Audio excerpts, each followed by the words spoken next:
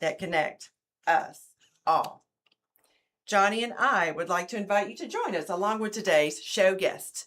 Dr. Luke Roy, he's an extension professor and an assistant school director of AFFC Auburn operations at Auburn University. So, for today's conversation, pull up a chair, sit back, and relax. And now, without further ado, here's Johnny. And a big Monday welcome to everybody. It's Magnificent Monday. It is Magnificent and I Monday. hope you're having a great day. Got to start off very first thing with a big shout out to the Alabama baseball team. Roll Tide. Roll Tide. They won this morning, that rain delayed game. They won and they're on the way to the College World Series in Omaha. First time, I think, I forgot, 1999 or something crazy. But it's been a long time. Congratulations, gentlemen. Isn't that great? That is wonderful. I love that. What a great run they are on. So, Roll Tide. Yeah, Roll Tide. That's just such good news. Thank you for joining us here at Fun Radio. We're going to have a great time today. Really fascinating subject today that some people just kind of take for granted. But we're going to have a great show. But Miss Sunshine, lots of things still just rocking and rolling around our town. Yeah, I wanted to give a couple shout outs. Don't forget the people who will stream us live on Facebook and YouTube. That's right. Hi to you all. And I want to give a shout out to Dr. David Figge. He's an assistant professor of laboratory medicine at University of Alabama, Birmingham. And one cool dude. Yeah. Also shout out to Jessica at Raymond James. We were talking this morning. She said she's tuning in. Hi to you. And I'm going to do a shout out too to the lady that cuts my hair, Adrienne Smith. She won the 101 River Panama City Vacation. Congratulations. Yeah, when they called her out of name, I said, I know her. Yeah. So big shout out. Congratulations. And that's wonderful. A lot of cool stuff going on in our town, even though it may be summertime. I saw one this morning that I thought it kind of got my attention. It was fascinating. What's that?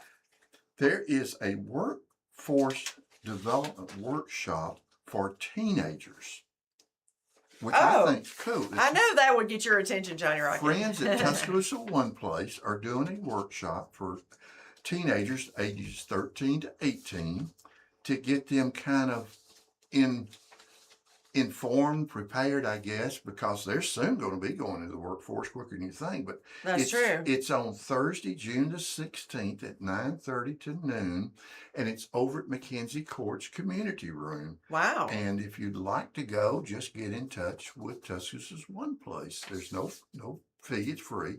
But I thought that what an interesting idea to have a workforce program for kids.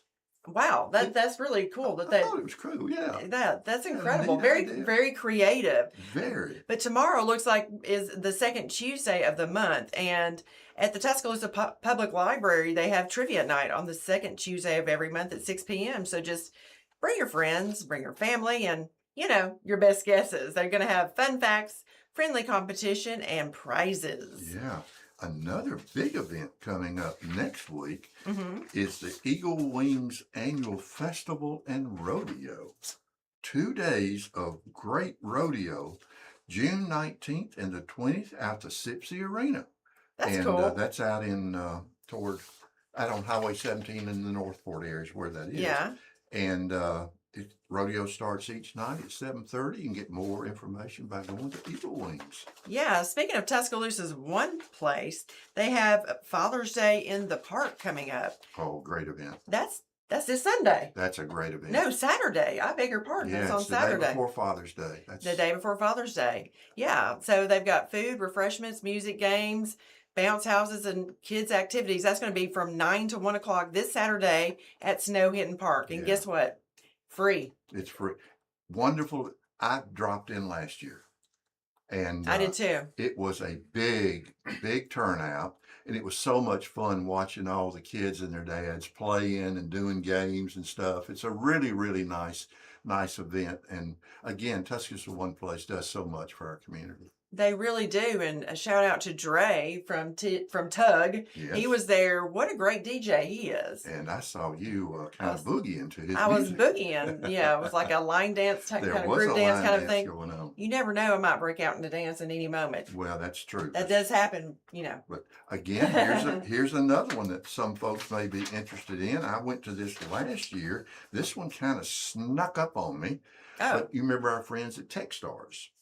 oh, that's right. Techstars has a great program here in collaboration with the Tuscaloosa County Economic Development Authority. Yeah. And tomorrow night is their showcase night where they showcase all of the entrepreneurial development and the projects and initiatives that they have been working on for the last several months. And that's tomorrow night out at our friends out at the Edge. And it's June the 9th, which is tomorrow night. Okay. And if you're interested in entrepreneurship, great way to watch what these entrepreneurs have developed through this Techstar program, which is unique to our community.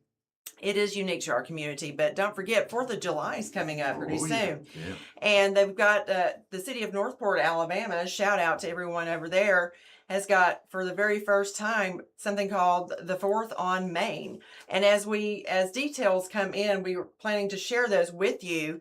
We found out, for example, the historic Northport train depot will be open for 4th on Main. So they are located at 803 25th Avenue.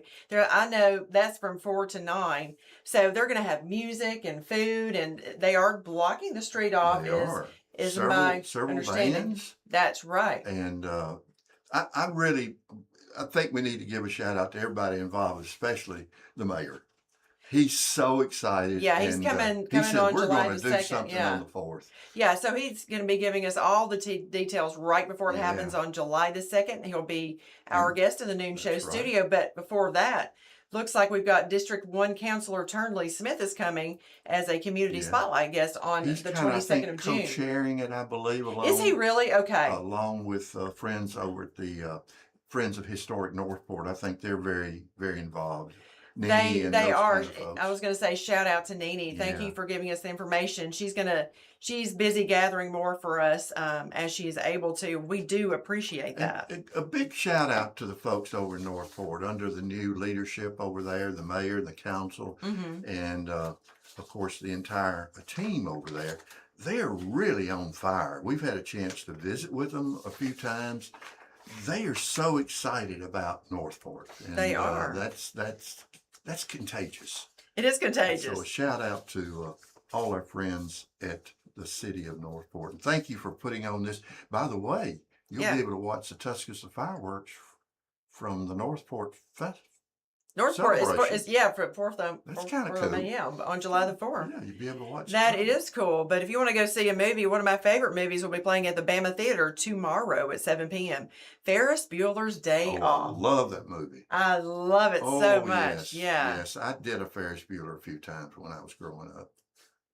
Why does that sound surprise me, John? Well, it was just fun. I mean, I won't go into detail. Well, that's probably for the best. But they've also got their Marvel Fridays on this Friday, June the 12th. They've got another one. I don't recognize that. It doesn't give the title, but it's another really cool looking Marvel movie. And then they've got the morning movies too. So Wednesday, June the 10th, they've got Shrek. That's at 10 a.m. That's a cool movie. Yeah, so just call the box office or just go to tuscarts.org. Great lineup. Get your tickets, yeah. It's a great lineup. I mean, you can go to a movie just about any time you want to down at the Bama. Another thing, we had our good friend Drew Baker on recently, and she, of course, is over at Tuscaloosa Children's Theater.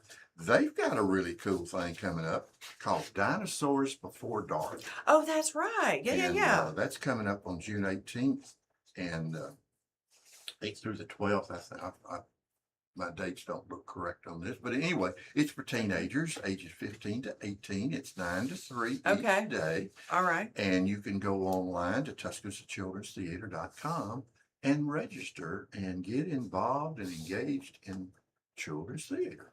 That's right. And don't forget on Saturday mornings, this is this was put into play in anticipation of a bountiful summer harvest. The City of Tuscaloosa Farmers Market has expanded its weekly farmers market on to include Tuesdays. And that's from 3 to 7 o'clock in the months of June and July.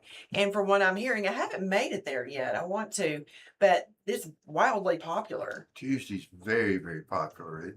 I've had a chance in the past to go by. It's packed.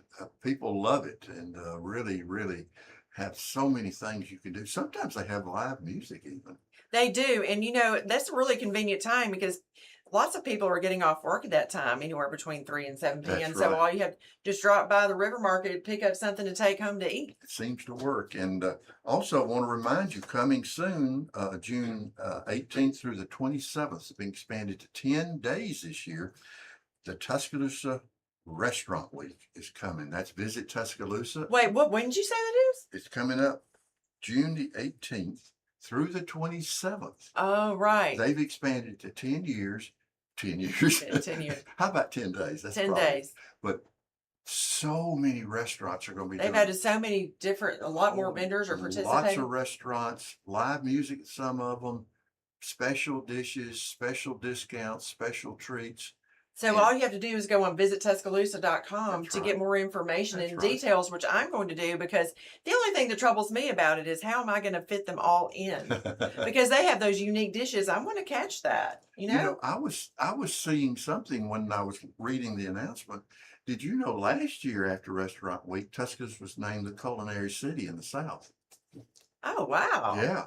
And but check that out, folks. That's coming up, and we'll talk more about it as we get closer to it. But yeah, go to visittuscaloosa.com for any scheduled event information. It's really a great website. Tells you a little bit what's going on. Yes, and if you've ever wanted to step back in time and actually experience history with your own hands, this is going to be such a cool event. Well, Saturday in the Park is happening June the 13th from 9 a.m. to 1 p.m. down at our wonderful Moundville Archaeological Park. And it's not something you just watch. It's something you are got to be a part of, actually. That's right, and you'll get to create your own necklace inspired by the traditions of ancient Moundville while learning more from real site archaeologist and master craftsperson Bill Skinner about trade, fashion, and personal adornment from centuries ago. And like so many things at Moundville, this is hands-on.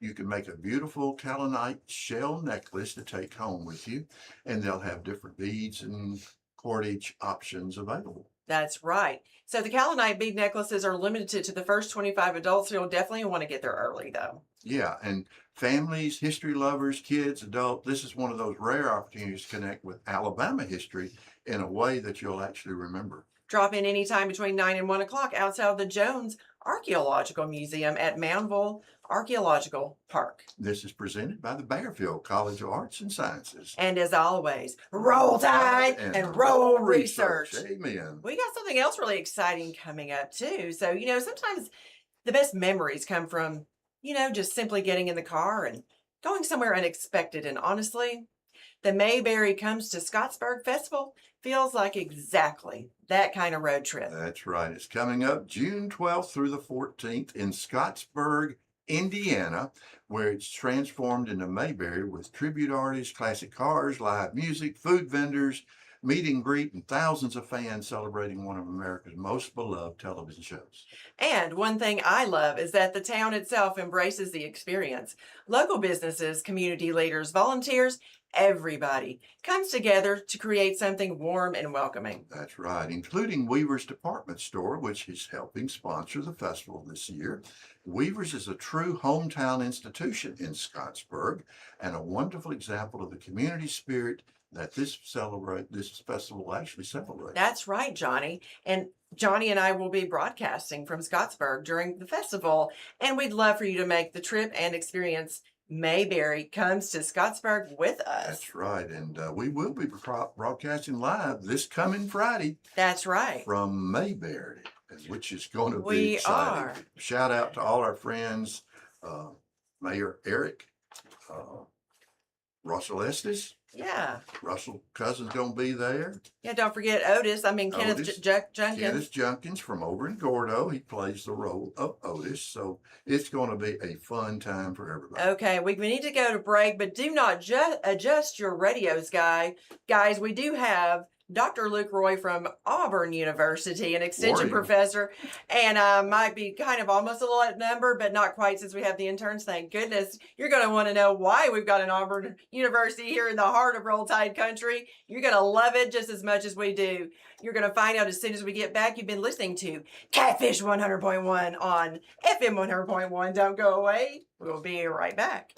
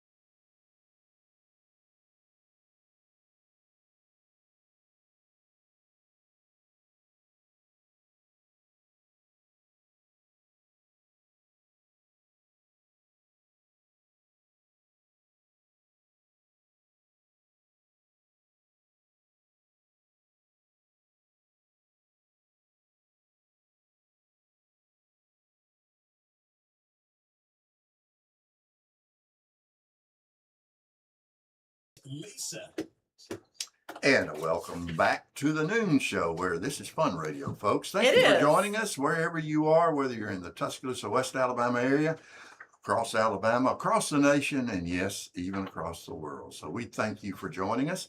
And Sunshine, we got a really cool show today. We have a really cool show today. So let's get to the heart of why this matters right off the bat. So the catfish industry is one of the economic engines of West Alabama and the Southeast.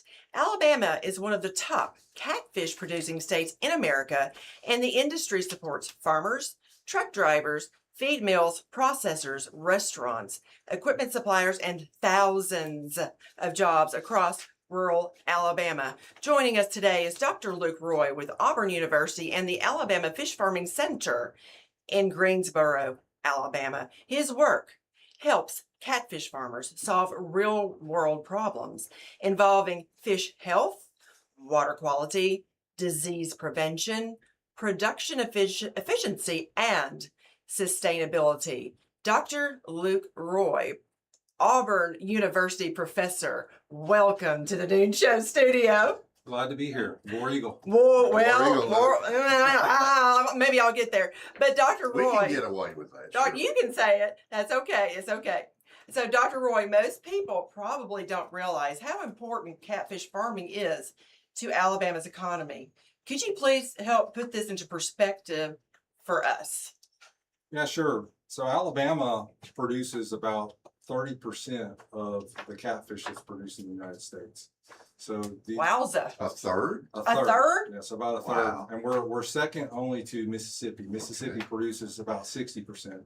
And if you combine the states of Mississippi, Alabama, Arkansas, and Texas, it's about 97% of the catfish are produced in those 4 states. And when you combine those numbers, we're talking about economic development, an economic development punch that amounts into the billions of dollars, right? It does, yeah. Yeah, 3 or 4 years ago, billions with a B. we did an economic study and we determined it was right at the total economic impact was right at $1.91 billion Wow. for the catfish industry. It's the most impressive thing that I never gave a second thought to until recently. And I'm so grateful to be able to help spotlight this important issue. And- Yes. And Luke, I'm with Lisa on this because we kind of take it for granted and maybe don't realize just how significant this industry is.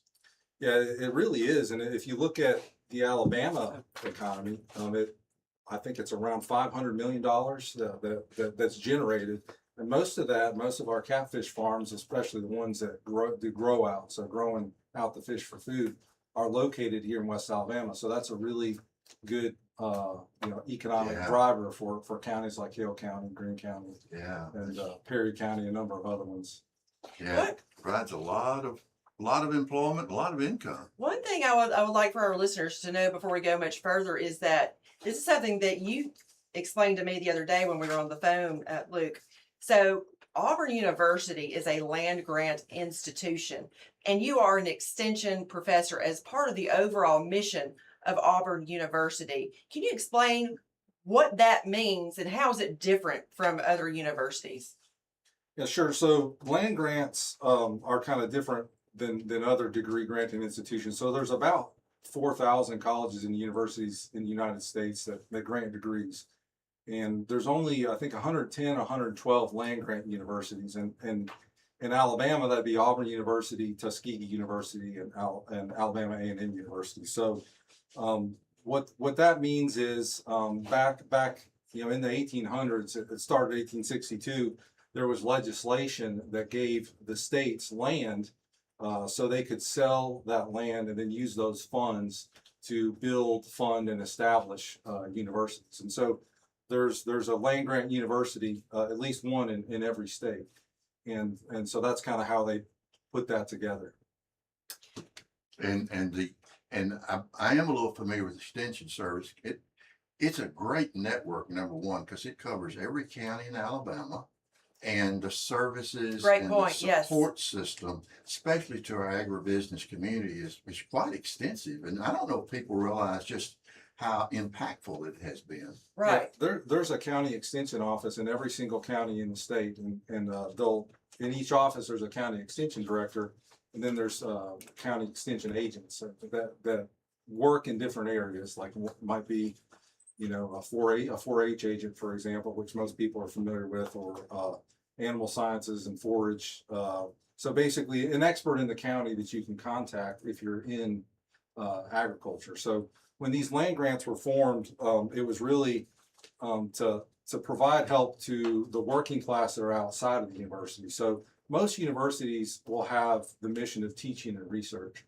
The third mission of extension is sanctioned, through legislation in the federal government to provide that third degree of help, not just the folks who are at the university, but folks in each community. And so that's how, through these county extension offices, and then my facility, like the Alabama Fish Farming Center, we're located out here to help the industry. So we're a branch of the university, but we're not on campus. Yeah. So that means that you meet the needs, you specifically meet the needs of catfish farmers in Hale County.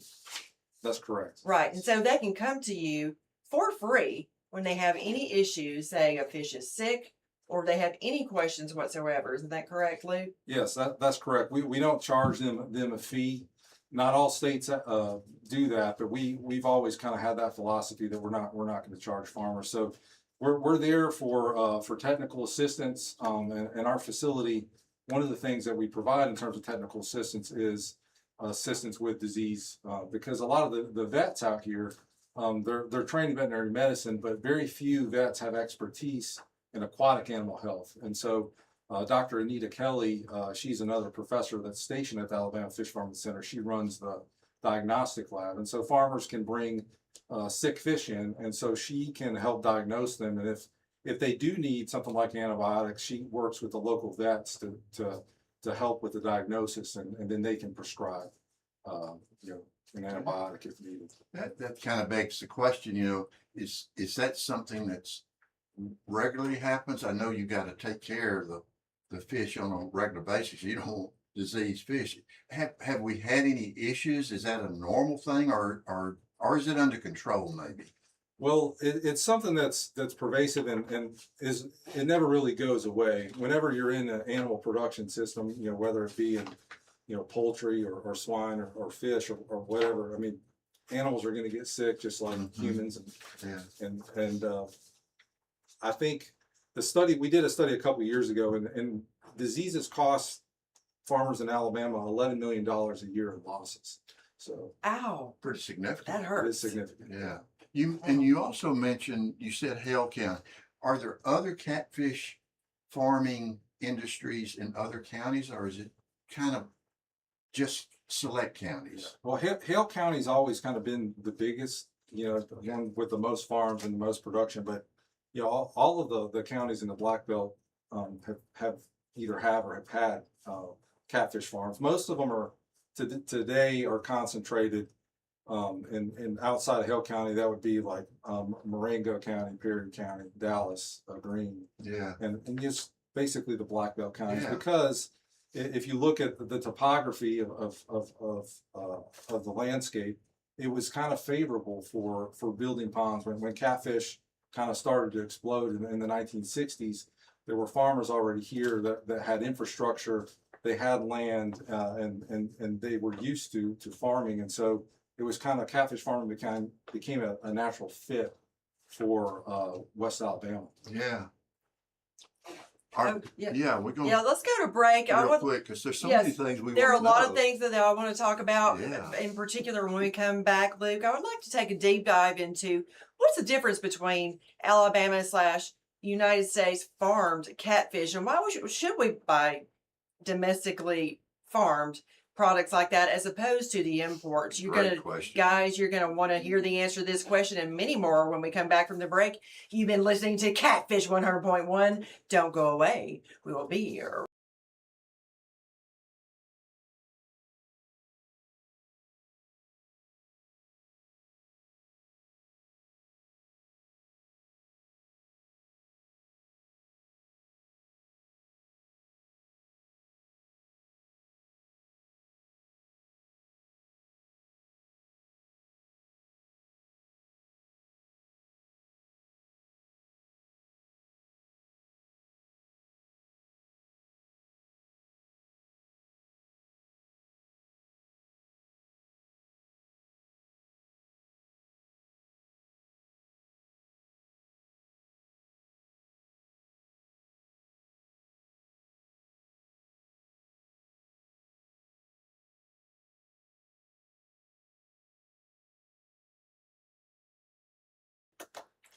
And welcome back to the noon show right here on Catfish 100.1. That's FM 100.1. But this is Catfish Day here in the noon show, and this is a cool subject. We don't talk about this enough. And I'm dying to get back to the conversation, but I've got a comment for you. Johnny, every time Bryant Bank comes up, you smile. I've noticed that too. Well, why is that? Well, after 20 years, I know exactly what I'm going to get. And that's the way it is for all the customers. You're going to have friendly people who are professionals, great service, and folks who truly care about doing things the right way. Well, that is a pretty good reason to smile. It is. Life is complicated enough. And quite frankly, banking shouldn't be. Well, I like that. Yeah, Bryant Bank makes everything really easy while still treating people like real people. Huh. Well, That's actually what keeps customers coming back. Yeah, that's true. And it's what's kept hundreds and hundreds of us from coming back since they opened their doors. Yeah, they're always coming back, and you can visit Bryant Bank in any one of their beautiful locations in North River, Northport, or beautiful downtown T-Town, or online at bryantbank.com. That's right. And remember, Bryant Bank is an equal housing lender and a member of FDIC. Go Y'all, see our friends at Bryant Bank today. yeah, y'all go see them. But Luke, I would love to start this segment off with a really important point. I think about food safety issues, federal regulations as it pertains to processes, on American farming, that kind of thing. Why is it important to support American aquaculture, all kinds of American agriculture, and in particular catfish? Why buy Alabama farmed or U.S. farmed, U.S. raised catfish as opposed to going with an import? Why does it even matter? Well, I'd say that in the United States, U.S. Farm-raised catfish are raised in a sustainable way, and that's one of the primary reasons. The Monterey Bay Aquarium, which is an entity that puts out the seafood watch list, it rates U.S. farm-raised catfish as a best choice option on their green list. And it's also earned a spot on their super green list, which designates seafood that has kind of a high degree of environmental sustainability, is nutritious, and poses low environmental risks. And when we're talking about imports, alternatives such as pangasius, which is an Asian catfish, raised in Vietnam and some other countries, and a lot of that product is ending up in our markets here. They don't have that type of rating that U.S. farm-raised catfish have, because the conditions in which those fish are raised, they don't really match U.S. standards. They're probably not as nutritious. I know that the catfish down in Hale County are fed in a specific way. Could you speak to that? Yeah, so we use mostly a plant protein based diet that's made largely from grains like soybean, corn, wheat. We do maybe put a little bit of fish meal, typically less than 5%. But those products are farmed here in the United States also, and they're safe, and so they're fed a very high quality feed. So it's nutritious. We're supporting American, and supporting American. I see a lot of wins there. So alternatively, how are the fish in Vietnam or the other imports are they fed? Do you have any knowledge about that? Yeah, they're fed diets that have similar, protein levels and things like that as the diets we have here. But the feed, we don't really know where their ingredients in their feed are coming from, and then a lot of the at least some of the product from Vietnam, some of those are raised kind of in the Mekong River and cage systems, and so they're kind of exposed to whatever else is in that river. And whereas opposed to our farmers here, we're growing them in ponds that are enclosed, and there's no runoff, and Correct. There's controlled environment. It's very there's controlled. runoff, but like from rain and things like that, but not from upriver or anything like that. So there's a lot more control over the process. Luke, because we were talking during the break about there's been a decline in the number of domestic catfish farms, I think you were telling me. And part of that is the influx of all of this out of country, all these foreign import. Are we set up to protect our catfish farmers in Alabama and America? Is it unfair competition? What's going on? Because it seems to me we ought to be protecting our domestic farmers. Yeah, so what's happening is here in this country right now in the U.S., about 80% of our seafood is imported. And as consumers, by value, we import more seafood than any other country in the world, by value. So we like to eat seafood. The problem is when you're looking at pangasius, last year in 2025, there was 330 million pounds of pangasius that ended up coming to the U.S. And that's roughly about how many catfish were produced last year. Typically, the last 10 or 12 years in the U.S., we've produced anywhere from 300 to 330 million pounds of fish. And so that product's ended up here. And then when you compare it at the wholesale and retail side, it's priced much lower than our product, because some of those countries they have government subsidies, labor costs are Yeah, less. And so, yeah. like if you compare a 4-pound box of catfish from Vietnam versus the U.S., it's probably going to be about half the price. And so the U.S. consumer has to make the decision, what product do I want to consume? And so we are in some cases losing that battle in the marketplace because it's a lot cheaper and it's expensive times to live in. Yeah, and Lisa was talking about it, about trying to understand, when we buy our seafood, is there a way we know That's that right. it's domestic or not?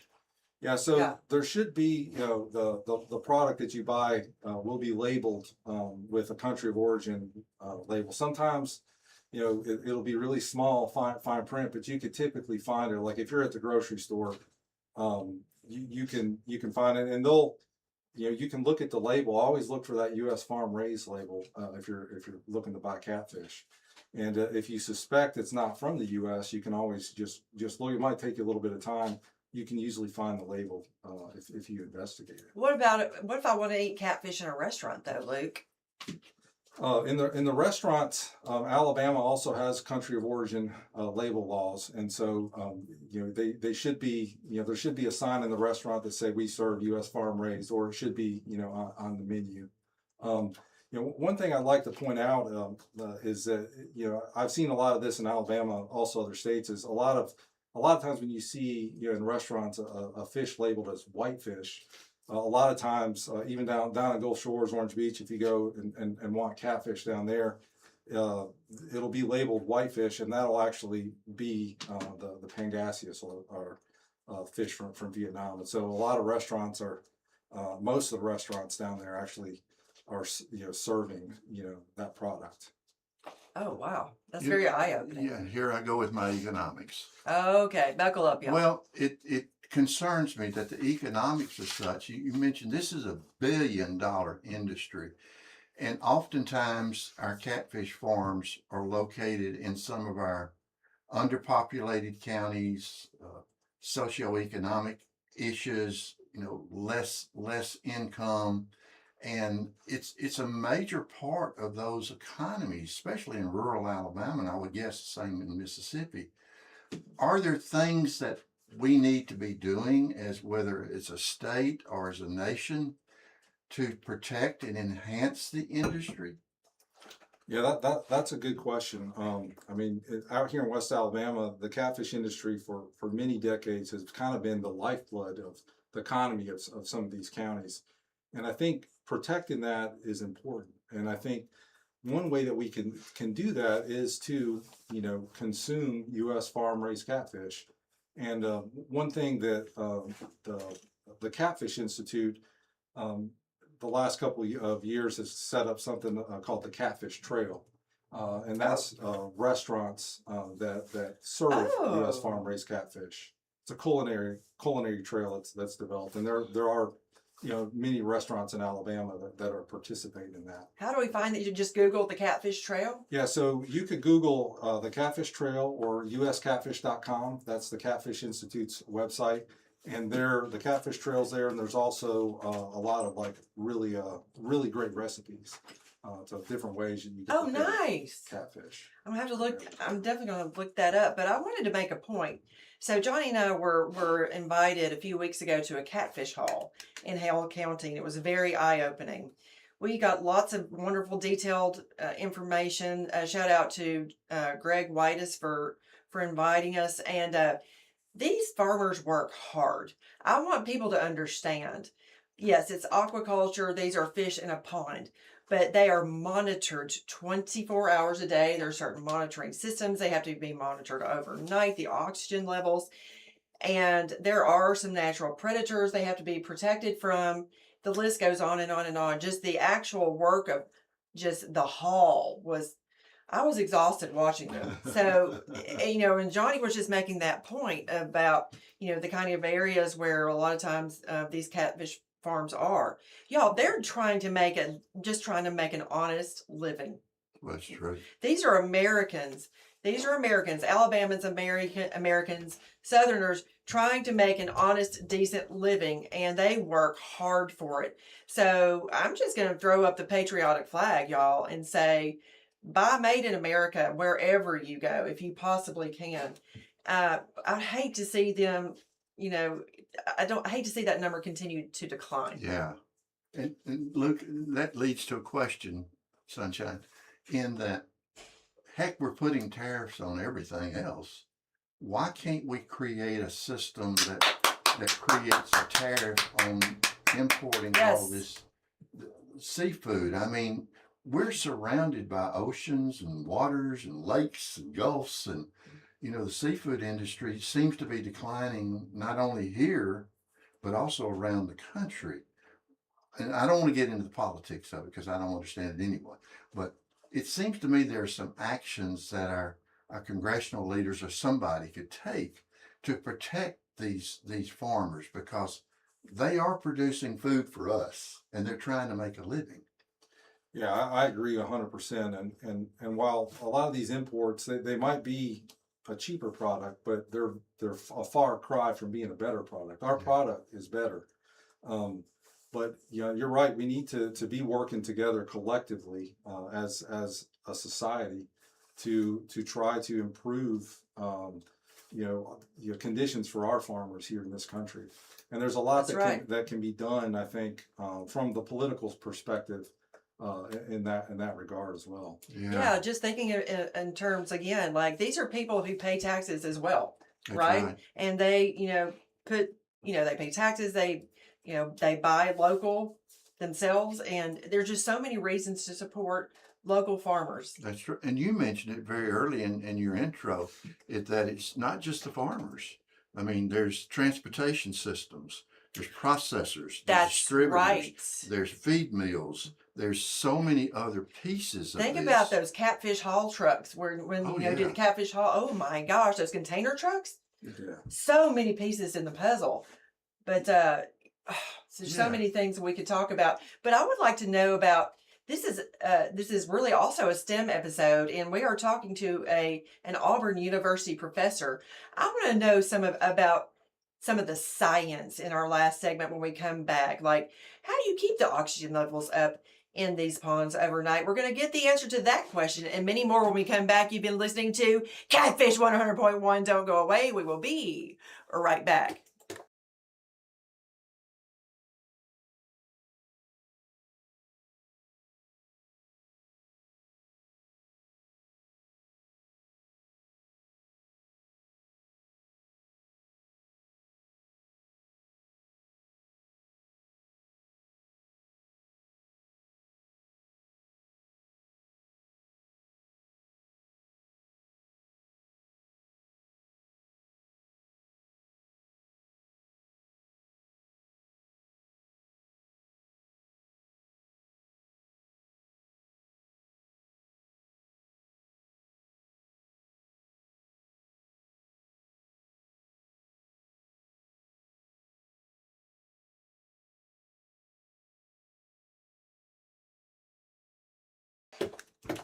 And welcome back to the news show right here on Catfish 100.1, where we're having a great conversation about an industry that's really, really critical to Alabama, especially our friends in the Black Belt, and that's catfish industry. And this has really been fascinating. Dr. Luke Roy's with us, and we're going to get back to that conversation in just a second. We are, but one quick question for Luke and for Johnnie. On a scale of 1 to dazzling, how's your sparkle today? It's pretty high. Pretty high? Well, good. What about you, Johnnie Rocket? I'm always sparkling. Well, no matter where you are, Hudson Pool's going to fix you right up. He's going to up the ante, y'all. Well, and I think that was your line. Well, that's okay. We can ad lib a little bit here. Hudson Pool, because they're so much our friends, and they're such an institution, you can't help but sparkle. That's true. And they can fix anything you have real quick, including they can customize jewelry.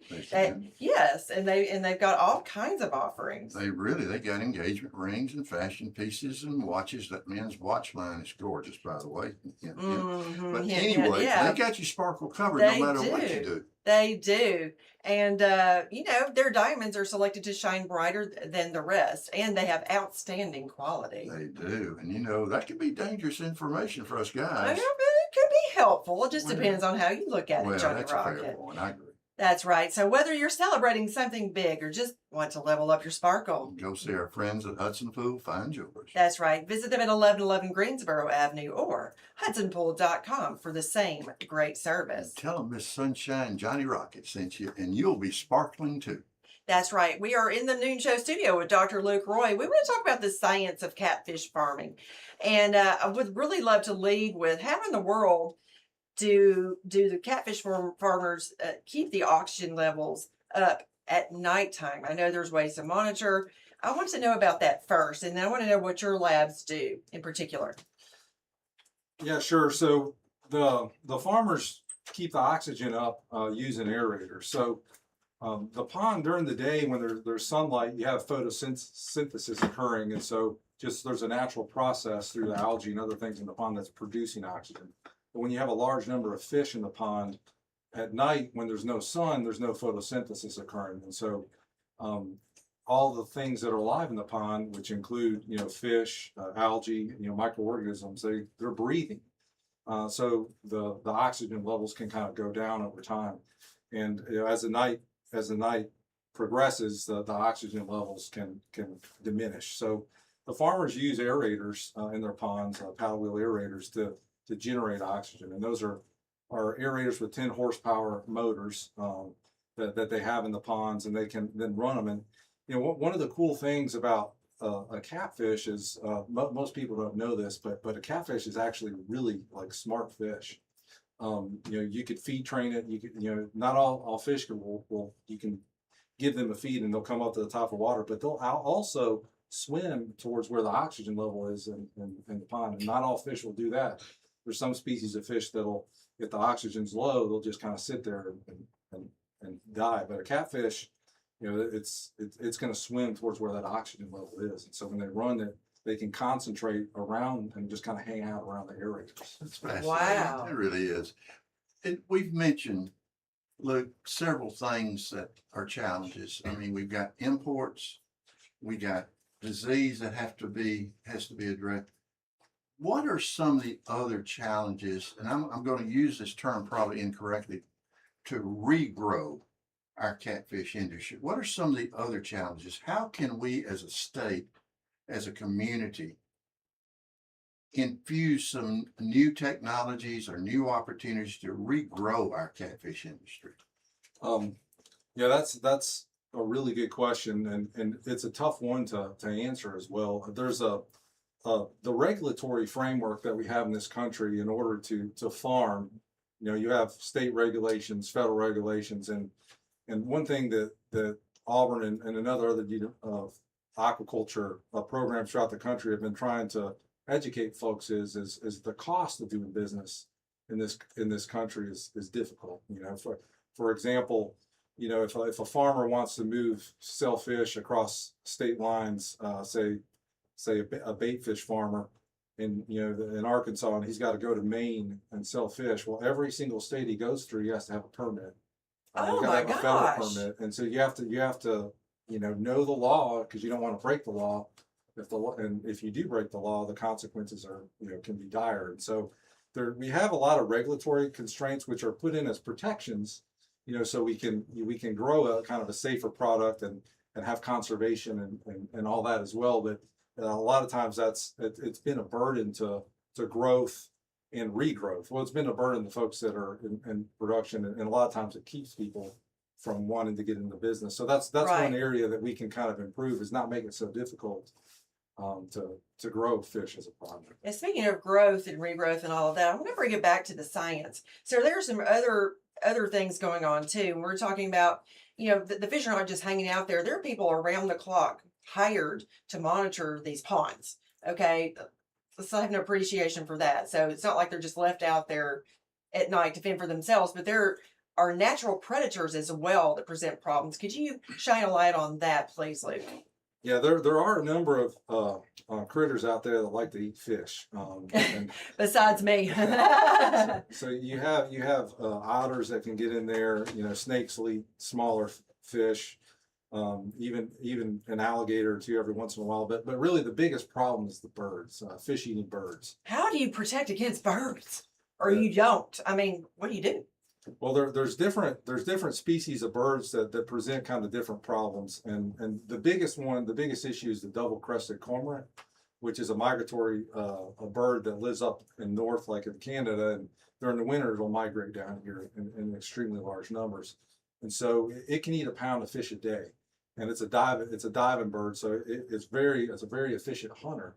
When you're concentrating the fish all in one spot, you can have problems with that, and when you have the numbers, which it's been documented sometimes 2,000 or 3,000 on one pond, or 8,000 or 10,000 cormorants on one farm.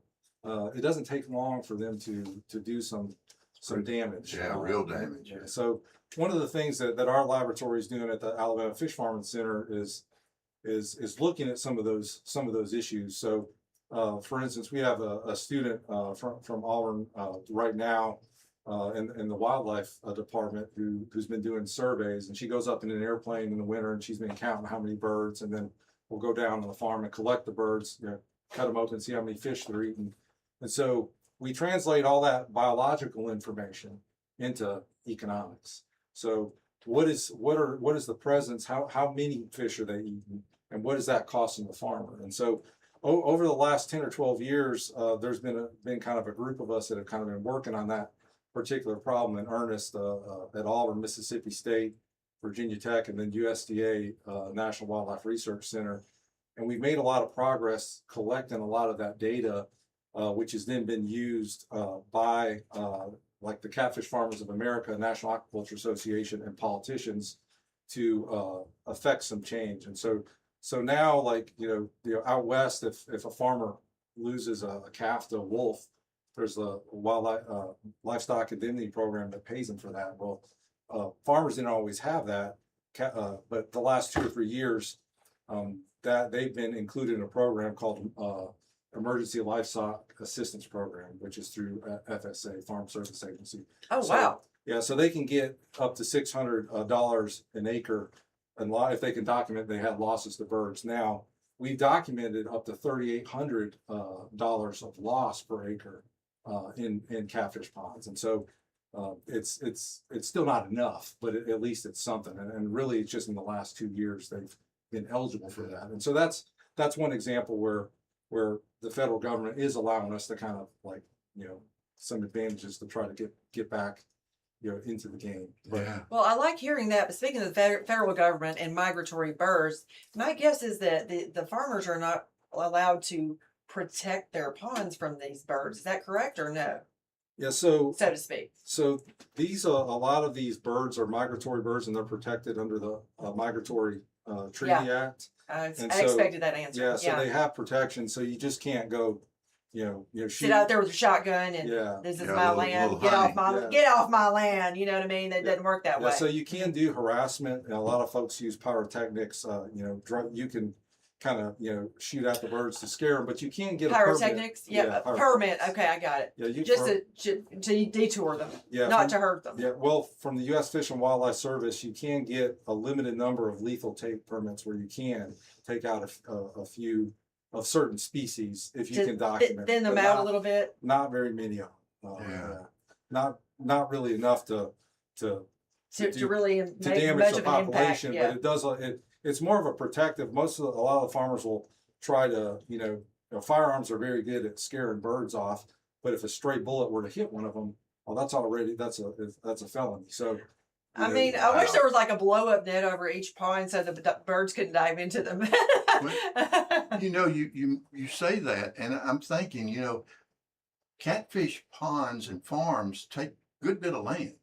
I mean, they're They spread do. out all over the place, and how do you protect all of that? I'd rather dive into the acreage? river, divert And them to the river or the lakes. This is not an free and easy open. industry to be in. No, it's not. there's a lot of challenges that farmers face every day, and it's the bird issue is I've seen farms go out of business just for birds, and so it's a difficult situation because you want to protect your natural resources, but you also want to protect your investment. So it's kind of a human wildlife conflict that has to be managed. Yeah, just a real quick question. Most of our catfish farms now are larger groups that own them, or they're still small farmer Great groups? question, I mean, Johnny Rocket. is it consolidated, I guess, into a larger industry? Yeah, it is starting. We're seeing consolidation or vertical integration where you have a farm and a feed mill and a processing plant that are owned by kind of the same group or entity. So that is happening. We saw that in Hale County. Yeah. And it's happened in the poultry business as well, like with groups like Tyson and things like that. But there are still small farmers, but the number of farmers that we have today is way less than 20 years ago. We peaked in the U.S. We peaked in 2003, and at that time we had over 200 food fish producers in Alabama, and now that number's closer to around 40, 45. Really, that is significant. Wow. Wow.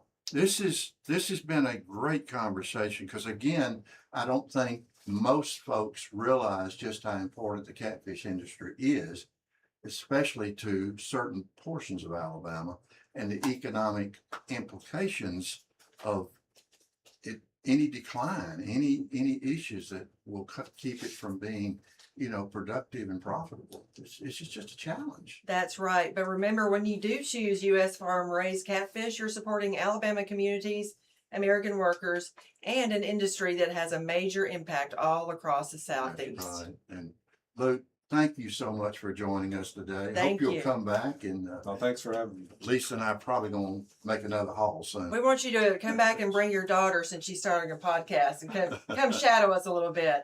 That Sounds would good. be great. But Thank before you we so get much. out of here, War yeah. Eagle. Anyway, Just so slip it in yeah, somewhere. love y'all. But okay, so tomorrow on the show we have Laura Birch. She was referred to us by Edie Hand. She's an executive director of the Alabama State Games, and this is going to be for Community Spotlight. But this is something I didn't know about. It's quite fascinating. In fact, quite fascinating. But our featured show guest is David Olivet. He is the host of the podcast Concentrating on Chromatography, of which I've been a guest before, and will also be his guest later that day to record an episode. And it's been very interesting. I love having that connection because it's something that offers a lot of our researchers another platform. If they have anything to do with separation sciences at all, I will refer them to him, and so that gives them another platform, which I'm very grateful for that relationship. Thank you so much. But we really have got to go. Don't forget to spay or neuter your furry friends and keep those tails wagging with up-to-date vaccinations. For Johnnie Aycock, I'm Lisa Jones, signing off for the Noon Show. But before we go, I'd like to wish everyone a splendiferous rest of their day. See